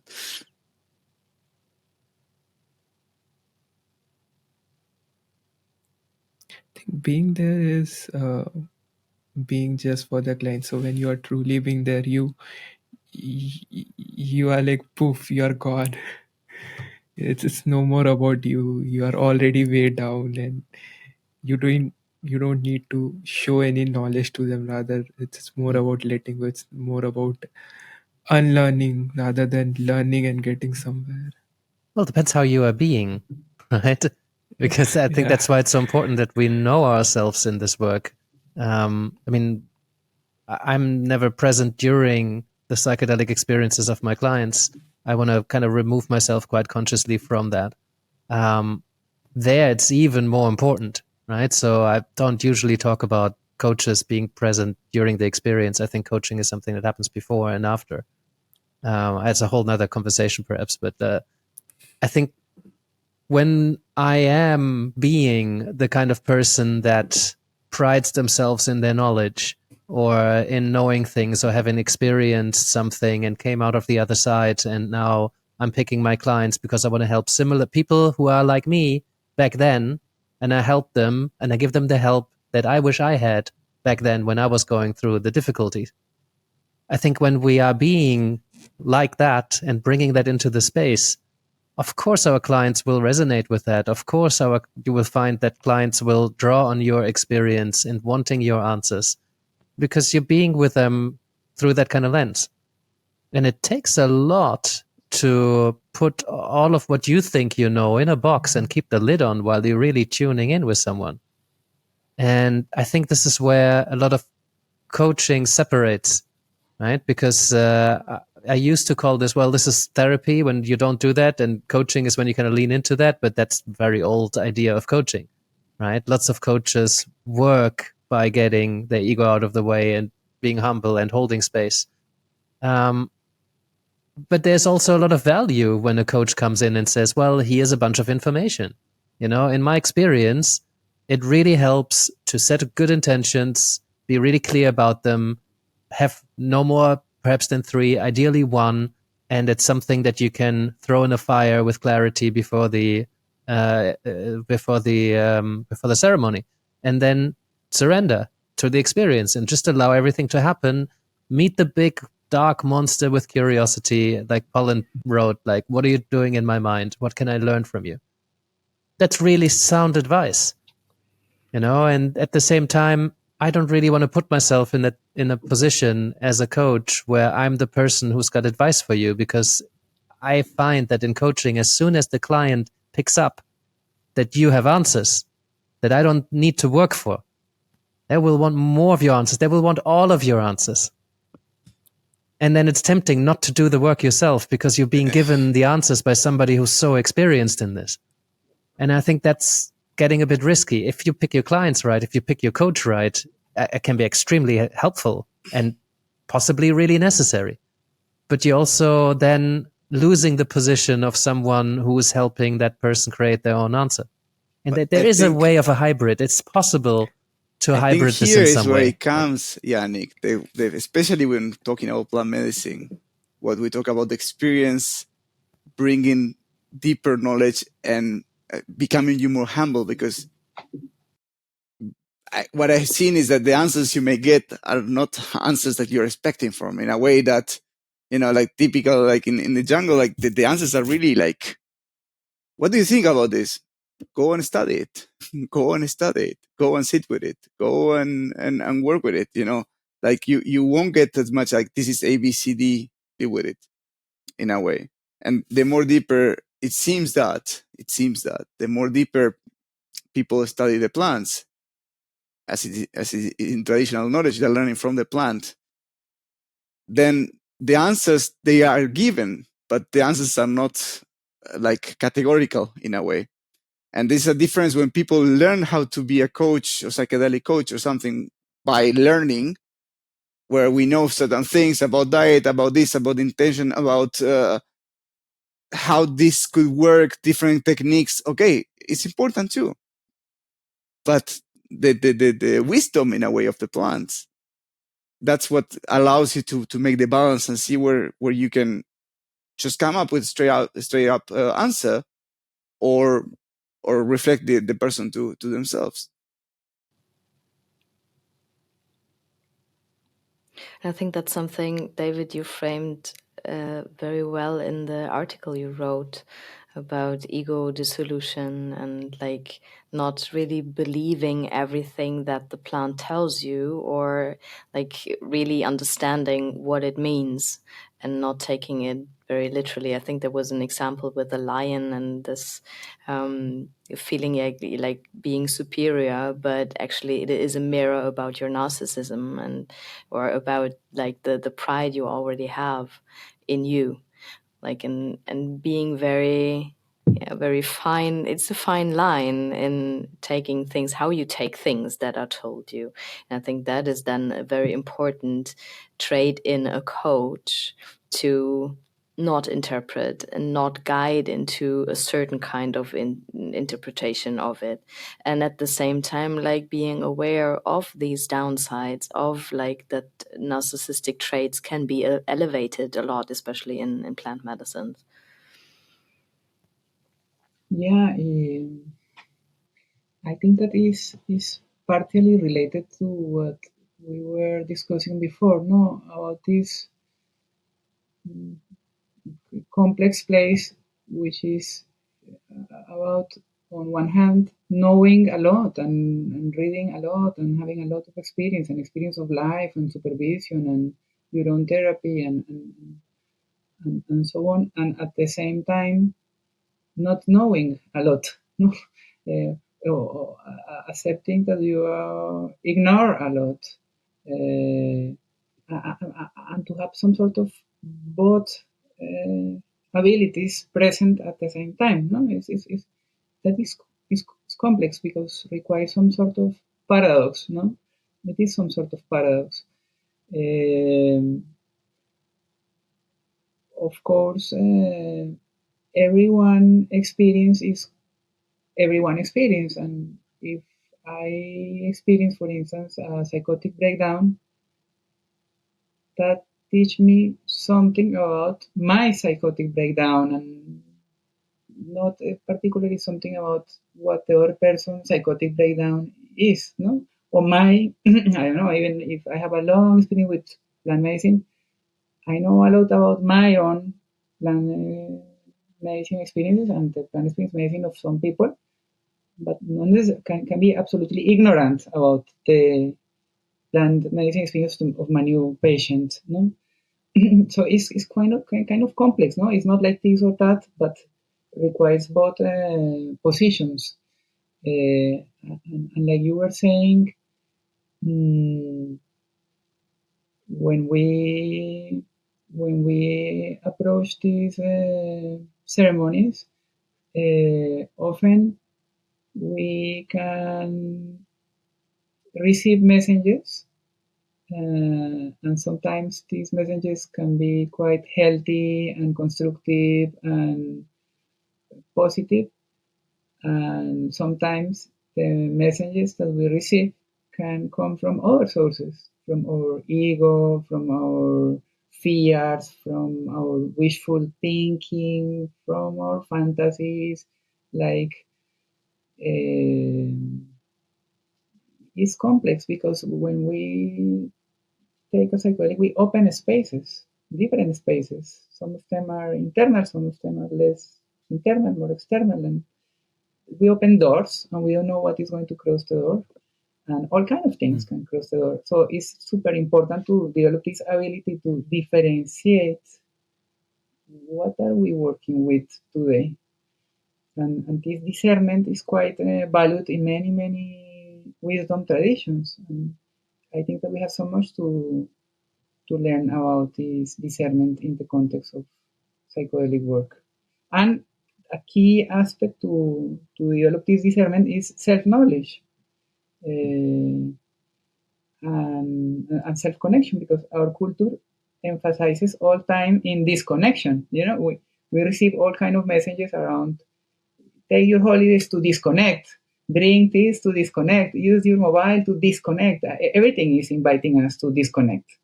And we don't have spaces to connect, or few spaces to connect with ourselves, with the other, to listen to ourselves, to listen to the other. So these practices around connection and around listening and around self-knowledge help us to approach this world with alternative state of consciousness with more, with a proper preparation, with a better preparation, at least. And what a helpful question. What do we need to disconnect from, and what do we need to connect with, or who? On that note, before we go to some quickfire questions, probably extra quickfire this time, the three of you, I'd love to hear a little bit about. I try to make it tangible for coaches out there. I'd love to hear a few techniques or questions, lines of inquiries, exercises, interventions, something that you do with clients, perhaps often, perhaps sometimes. I'd love to shine a bit more of a light on what do you do with someone, helping them to integrate psychedelic experience.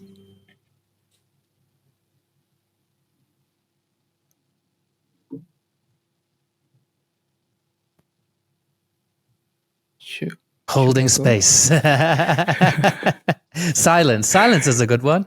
Yeah, Visma, go ahead. Yeah, I can actually continue along the lines what David was saying, because I do that a lot, like with every single one of my client.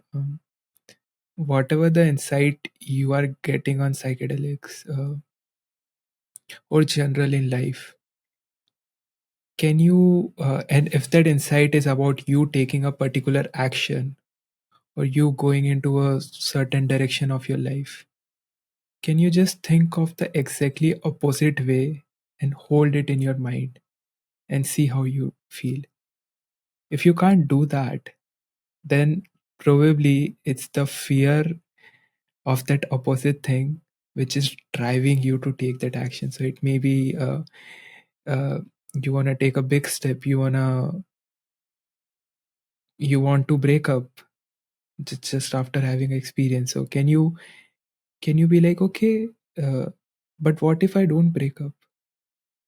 What if I let the things go as they are going? And if the heart can actually relax into it And if there is a sense of calmness that, yeah, that option is also okay, but I would prefer to take this action. So when the actions can be converted from this desperate drive which people often have after psychedelics, no, I want to do this now, I really want to go in this direction, I want to tell to everybody that no, you should do psychedelics. And then I say to them, okay, but let's say you are going out in the world, which is the matrix, which is so full of misery. How does it feel? Can you hold it? And they gently, if they hold it in their heart and they see that they are painful, that they don't accept the world, that's why they want to change the world. If they can really perceive that and they can rest into it, then their drive to act in the world becomes more wholesome and mature. So this is the activity which I like to do. Just like let them hold the other part and see how your body reacts. Great. What else?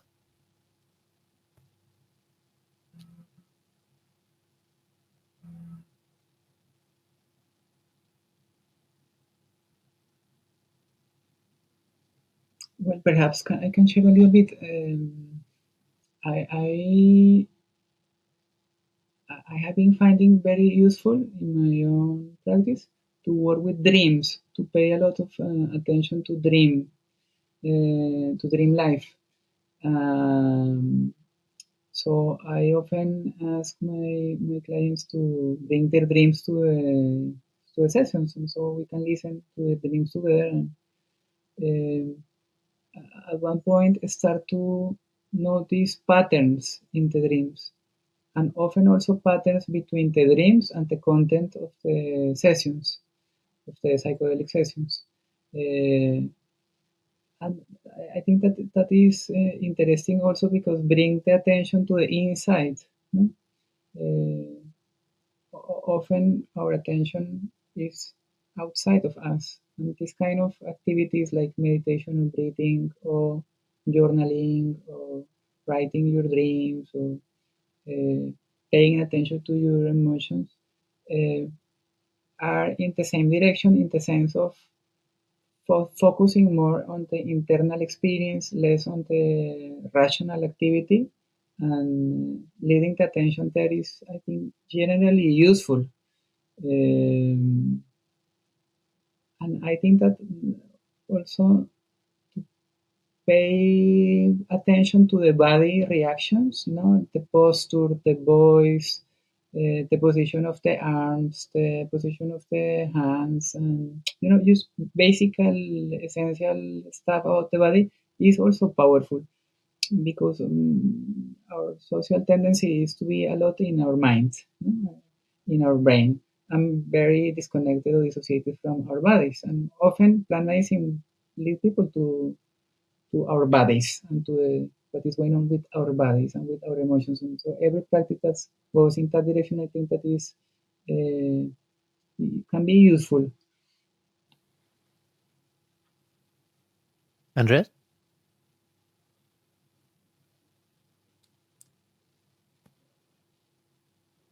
I maybe come back to this. I think it's a really interesting topic about the ayahuasca told me or the plant told me kind of thing. And one of the techniques similar to what Bismay does, but asking yourself a bit like, do you want this to be true? Do you want this to be true, and explore that up? And what if it's true? What if it's not? And try to figure out many things, especially when these insights are somehow related to a big choice or a big change in the life. I found myself that, telling people not to do something, normally doesn't work out well. So if you say like, hey, like the 2 months rule, okay, sounds good. Sounds pretty clear. Good idea today is going to be a good idea in 2 months. But you may agree on that or talk on that, but then they may go and do it anyway. And sometimes it's not even something that's terrible. Like, for example, it's just coming out and just talking. I have to call all my friends and tell them about this. That's a typical simple one. But when you start, instead of saying don't do it, you start exploring and working on do you want this to be true? Do you want this to be your destiny? Do you want not to be true? What if it's true? What if it's not? You start working on these things. normally with this way of kind of like directing the conversation, so many other things come up that you end, even sometimes they end forgetting about what they have to do or not, because the whole subconscious meaning comes out in a different way. And I think this is really simple to do and really useful, especially when people come with really extreme experiences and they want to act immediately on that. To try to reflect on them, like can be as I do or as Bismay do. I'm gonna try that out. Actually is really good. Like to reflect that back to them, and then if they can connect with it, normally it's because it was such an intense experience, there is still so much unprocessed material that the whole discussion of like, should I do it now or should I do it later, becomes secondary. And I think it's really simple and has good results to avoid making some big actions, especially after. Julia, would you add anything from your integration work? Oh, good question. I think for me, it is oftentimes like space, giving space, stillness, sitting in stillness sometimes together. And also what David mentioned. So I also work a lot with bringing people back into the body and looking what the body tells and taking time and taking out the, what is it, velocity, like the tempo, that it's not that fast, because a lot of people are very fast with whatever they do and they want to do, and just putting brakes on that oftentimes is like you bring the system into a new state, and then you can work from a different space. And sometimes it seems so small, and I think that's at least what I had to learn, like really stepping away from this has to be useful and this has to go this way and this has to function this way, but really focusing on very small, subtle little things, and they unfold and they oftentimes bring such beautiful processes what people didn't even think about, because they already had their plan in their head, how it should be and where they want to have answers to, and maybe they already had answers. And then it's so beautiful to see if you really bring them down to earth. And it takes time and stillness and sitting with each other, and what then can unfold and how much clarity actually is already there. But they weren't able to see it because of all this clatter and chatter that was around. Yeah, and I think that just meeting people with tons of curiosity is often immediately slowing someone down, right? I need to tell everybody about it. Oh, who's everybody? Who would you want to talk to first? And what would you want to say? And how do you think they will respond? And what would you want to hear? And how would that make you feel? And how does it make you feel now? And, in that exploration, I'm not attached to any outcome. I'm not telling them to do it or to not do it. Some people are really, they're processing their knowledge and their insights. They learn in a way that needs the exchange with someone. And it might be the best idea for them to talk to people about it. Or it might be an absolutely terrible idea, because other people will just give you their advice and tell you that you're crazy and you should come back to earth and do normal stuff because they're concerned for you with best intentions. Sometimes people really hold you back. But anyway, I think just being curious about that person's experience and getting quite into an experience, into a phenomenon or into a feeling, can really slow someone down, and then new meanings emerge from that. And all of a sudden they're like, oh yeah, maybe I only talk to one person and not to absolutely everybody. Or maybe I don't talk to people. Maybe I'll give myself some time to process. And sometimes internally I'm like, oh, thank God. And not realizing my own bias here, so I think every coach, especially when we haven't done extensive work on ourselves and, years of therapy or decades of supervision, it's really helpful to recognize our own biases, our own agenda, because often it's there, even though we like to pretend that we don't have biases or an agenda. I find myself recognizing that there is one, and only when I recognize it can I put it back in my box and put the lid on. But I think it's amazing how present we need to be, not just present to the client and what they're saying and what's going on for them, but presence that includes us and our emotions, our feelings, our biases, our internal processes. That's presence is so much more than just paying attention to what's happening in front of you. But hey, I'm having an eye on the time. I would love to ask you some of the questions, at least, that we ask all of our guests. And given we've got about 20 minutes left, I think let's do a proper quickfire. So if you can keep your answers as short as you can. Some of these are meaty questions, so feel free to just leave it at, "Whoa, that's really complex, and I cannot possibly even tell you a sentence or two about it." But if there is, let's hear it. I think the first is relatively simple one. Can you name a person or a book or a podcast or a source that has really helped you in your psychedelic practice? And maybe let's go Andres, Vismay, David, just so we have the order clean. I think I would like to recommend again the Psychedelics Integration book from Mark Eshala. I think that's pretty clear, especially with coming to the integration part, and has a really good way of setting up different cases and pretty clear processes also for coaches to understand different techniques and ways of working. I haven't read something as clear and straightforward as that book. I wouldn't recommend, but something which helped me was 9 Stages of Ego Development or Embrace by Suzanne Kreuter. But I don't recommend that unless you have somebody with you as a guide. Yes, I can recommend the work of a therapist that is called Nancy McWilliams, all of her books. And there is another book that is called The Wisdom of Imperfection. Maybe one of you know the name of the writer. It's around other consciousness, other practices around consciousness, not plant medicine, but it's a very good book. The Wisdom of Imperfection. Great, thank you. I think I would be curious about, like, I think we don't do all the questions because there are a lot about a lot we talked already, but I would be interested in what kind of trends do you see currently in the field of integration, and what would you think are current or trends for the future, how integration, coaching, psychedelics could develop? That's a meaty question. But I think that we are really like in a turn point at this moment.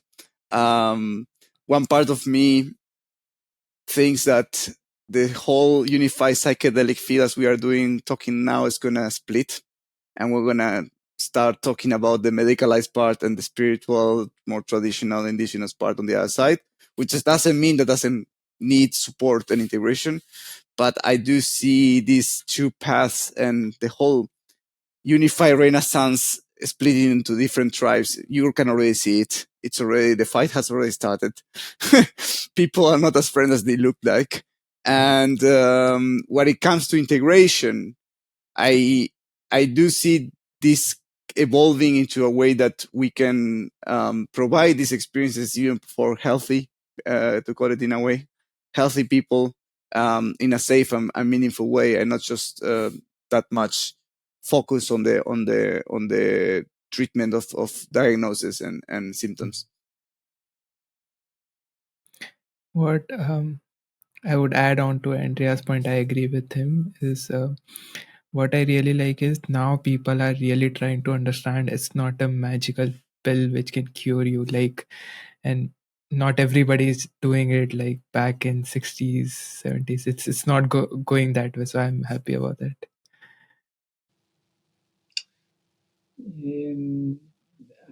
I think that hopefully we will learn more about the need of integration and the different frameworks of integration, to develop some more specific knowledge about it, and more awareness of the relevance of integration in terms of the outcome.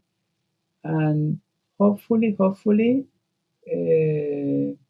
we can learn more from the wisdom of the people that have been doing this work for thousands of years, but so far is not really acknowledged. Yeah, thank you. This is also a meaty one, but maybe you can throw a nugget in. I wonder, especially given the context of your platform, what do you think about regulation? Do we need more regulation in psychedelic integration, particularly around coaching, but could be in integration work generally? Or is it in the way? Is it keeping good people out? Is it keeping clients safe? I mean, does regulation always helps in a way? I don't know. To be honest, this is a really meaty question. I would say there is a lot of abuse and problems happening from underground players, definitely, but also as we have seen in the more regulated trials, even so. So I think what we need is more than legalization or legalization. What we need is maturity as a society to understand that these plants have their risks, have their benefits, and we can build social structures around to work with it in a way. And I don't think that the medicalization, non-medicalization is a discussion we should be having, but more, I mean, psychedelics brings up everything we have inside. And when we work with it, as David said in this case, I think that to make it short, go back to learn from the people who have been working with it for thousands of years. That's it. We don't need to do other things. I think I'm not qualified enough to answer this. Fair. Yeah, I agree with what Andres was saying. No, regulation has its problems, and non-regulation has problems too. So the question at the end is not about if or if not regulation, but what kind of regulation and what kind of standards. That's what we need to really consider. No? To be inclusive, but at the same time strict enough to protect the people, protect the practitioners, and respect the plants and respect the cultural heritage. And in that regard, we need to learn that we don't know again, no, and that there are people that have been doing this for thousands of years, and to approach them and to ask them for their experience and for their instruction, because otherwise it's like to begin from zero, something that an important part of humanity has been already doing generation after generation after generation. And I have to say that generally their standards are quite high in terms of who can practice with these plant medicines. And there is something to important to learn about this, why they have these very high standards. And you can be a fantastic, I don't know, physician or psychologist or psychiatrist or coach or body mind therapist, but still not fit these kind of standards, and the other way around, because there are skills involved in how to work carefully with these plants that are not even recognized by our world. So in that regard, we need to learn.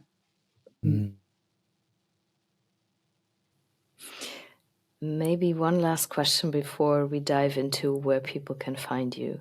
The last question would be like, if you imagine that you have the possibility to take over the screen of a big group of people, or maybe the whole world, and you have their undivided attention, what would you play on that screen for a minute? What's the message that you want to bring across? Simple message is that these are transformational medicines, tools, sacred ones, and that well used can change lives in a really amazing way. But also there are some risks, and sometimes even well used, they have some risks. This is something I think because now we're talking about a lot about you didn't prepare, then you got some things, but challenging stuff and even negative effects can happen even if you did everything right. And it's something we need to understand, and we need to have the risk in our heads when we accept to work with these substances. And is this the message for coaches or for clients, or just generally for everybody? For everyone. Right. Good. Yeah, for me it would be integration is the crux of it. So you don't, it's just a message, and once you get the message, hang up the phone. Mm-hmm. David? Yeah, what a question, no? If we think that psychedelics are tools, wisdom often means the difference between using properly or constructively a tool, or using a tool in a way that is going to harm yourself or harm the other. The tool or the technology is the same, but the way you approach, the way you use the technology is what makes the difference at the end. And integration is about it. So the way you approach the plant medicine work is as important as the substance, at least. And to develop an education about that is fundamental for anyone that want to move forward. Cool. Thank you. All right. Well, where can people step into your sphere a little bit more? Obviously, there's psychedelicsexperience.com, is it? Psychedelics integration. Oh, sorry, that's integration. That was different guest. Hey, Tim. Psychedelicsintegration.com. Your profiles are on there. Where else would you invite people into, if anywhere? In my case, psychedelicsintegration.com, or you can email me, andres@psychedelicsintegration.com. Those are the channels I use for this work. Mm-hmm. Yeah, for me, again, psychedelics integration. Otherwise, my personal website is vismay.super.site. They can mail me on vismay.iitm@gmail, or just like Google my name and Google like Vismay Agrawal, and they will find me on LinkedIn, and like my profile will be there. Just type that and type psychedelics. It just comes up. Thank you, Vismay.